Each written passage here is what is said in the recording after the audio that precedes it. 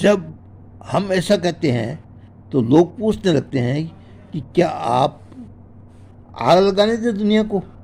अच्छी तरह समझ लो, आग लगने के बाद भी हमारा मन शांत रहेगा। तभी समझ में आएगा कि आग बुझाने के लिए क्या करना है। यदि आग लगने के बाद हम बेचैन हो गए, पता नहीं अब क्या होगा, तो हो सकता है कि आग बुझाने के लिए पानी के बदले पेट्रोल डाल दें। जब हमारे जीवन में कठिन समस्याएं आती है तो हमारी सबसे बड़ी शक्ति होती है शांति। जीवन की सभी समस्याओं का समाधान मन की शांति में ही निहित है।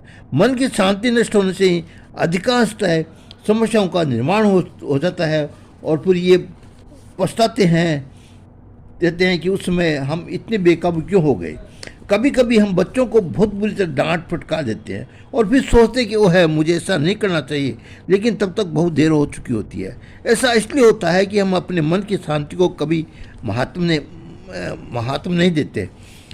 जिसने साफ सुथरे कपड़े पहन रखे हैं और जो सफाई को महात्म्य देता है, वह कहीं भी बैठने से पहले देख लेता है कि वहाँ बैठने के कपड़े गंदे तो नहीं हो जाएंगे।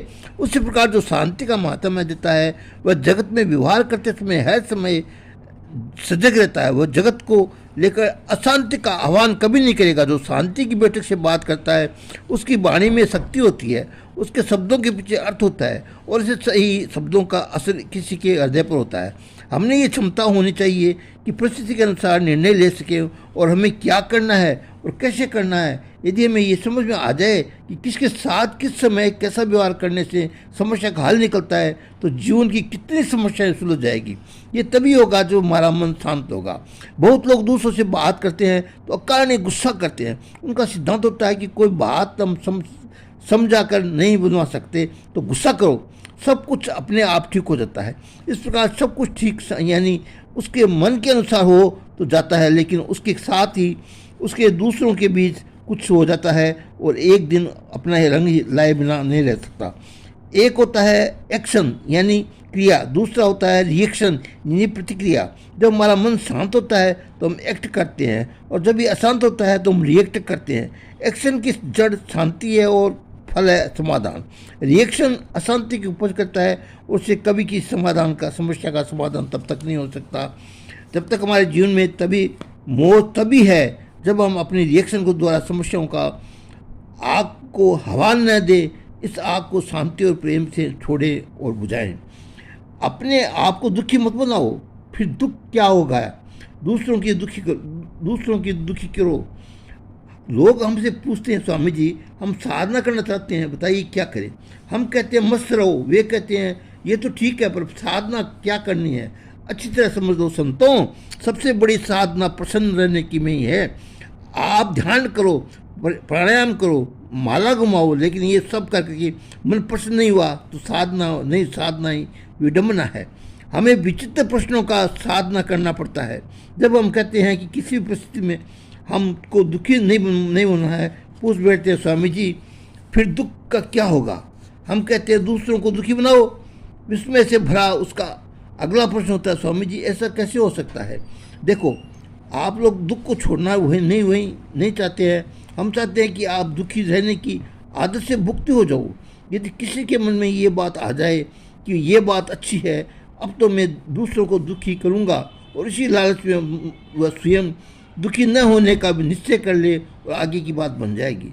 सच तो ये है कि जो स्वयं दुखी नहीं होगा, जो दूसरे को दुखी कर ही नहीं सकता, क्योंकि जिसके पास जो है उसी वस्तु का वितरण कर सकता है। मौज में रहो और मौज ही बांटो। मनुष्य जीवन का कोई लक्ष्य नहीं होता है। जब बच्चे युवावस्था की दहलीज पर रखते हैं तब उनके दिमाग में एक बात भर दी जाती है कि जीवन एक लक्ष्य होना चाहिए। अपना लक्ष्य निर्धारित करो और उत्साह के साथ उसकी प्राप्ति के लिए प्रयत्न में लग जाओ। इस उम्र के लड़के लड़कियों के सपने कुछ इस प्रकार होते हैं, अच्छी सी नौकरी, सुंदर स्मार्ट पत्नी, एक सुंदर सा बंगला, 2 प्यारे प्यारे बच्चे। ये तो बड़ा संकुचित और सीमित लक्ष्य है जो एक निश्चित उम्र के बाद कोई माने नहीं रखता है, चाहे वह लक्ष्य हासिल हुआ हो या नहीं हुआ हो। फिर उनसे पूछो कि जीवन का लक्ष्य क्या है, तो उत्तर मिलते हैं सुख की शांति की प्राप्ति इत्यादि। फिर लोगों का उम्र पर ढलने लगता है, शरीर असक्त होने लगता है, फिर भी कुछ न कुछ करने की पड़ी रहती है। आखिरी सांस तक कर्म करते रहने की कल्पना करने वालों की कमी नहीं है। ये सब KG सेकेंड की बातें हैं। कब तक की पड़े रहोगे इन्हीं में। ये समझ लो कि जब तक कुछ में कुछ करते रहते हैं, पाने की पड़ी है, तब तक इसमें साधक का जन्म नहीं हुआ। साधना का अर्थ निष्काम कर्म नहीं है, साधना का अर्थ कर्म का त्याग भी नहीं है, साधना का अर्थ है कर्तव्य विमान का त्याग। ये संसार बिना प्रभु ने बनाया है, वही इसे चला रहा है। यदि आप इसे स्वीकार करते हैं तो आपके हृदय में बैठा अंतर्य में भगवान आपको चला रहा है। तो विचार कीजिए कि शतरंज के मोहरों का क्या लक्ष्य होता है। जब खेल मोहरों को जीतना होता है, खेल का उद्देश्य तो इन मोहरों को चलाने वाले का होता है। वह अपनी योजना के अनुसार निर्णय लेता है और जिसको किसको चलाना है और कैसे चलना है।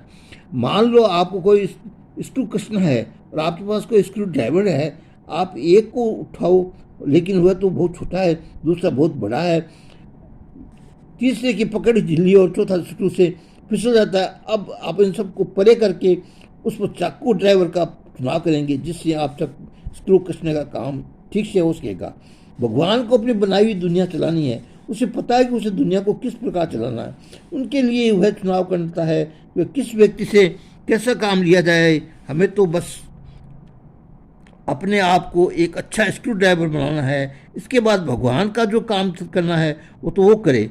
लेकिन ऐसी भावना विकसित हो जाने से चित्त में सारे संकल्प विकल्प शांत हो जाते हैं और अंतःकरण कर्तव्य मान से विमुक्त होकर शुद्ध और पवित्र हो जाता है।